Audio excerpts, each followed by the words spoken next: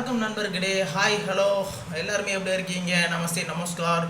நீங்களும் நல்லா இருப்பீங்கன்னு நினைக்கிறேன். அண்ட் தென் லாஸ்ட் டைம் நான் உங்களுக்கு ஒரு ப்ராப் உங்கள் கையில் கொடுத்துருந்த செக்மேட்டாக அந்த செக்மேட்டை என்னங்கிறது ஈஸியாக கண்டுபிடிச்சிட்டிங்க. ஆமாங்க, அது திருவள்ளுவர் எழுதின திருக்குறளே தாங்க. அந்த திருக்குறள் பார்த்தீங்கன்னா, தீயினால் சுட்டப்போ உள்ளாரும் மாறாதே நாவினால் சுட்டவாடு. ஓகே ரைட், அது கண்டுபிடிச்சிட்டிங்க. பட் அது யாருமே அதோட பொருளில் சொல்லலை. பட் இன்டெலிஜென்ஸை ஈஸியாக கண்டுபிடிச்சிட்டு இது திருக்குறள் தாங்க அப்படின்னு நிறைய பேர் சொல்லியிருந்தீங்க. எல்லாருக்குமே அவங்களுக்கெல்லாம் ரொம்ப நன்றி தெரிவிச்சுக்கிறேன்.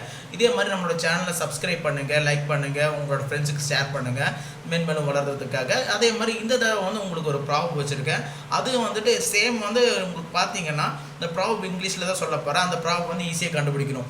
If you realise your own fault before you are blaming others, there is nothing bad in our earth and win between living beings. இதுதாங்க.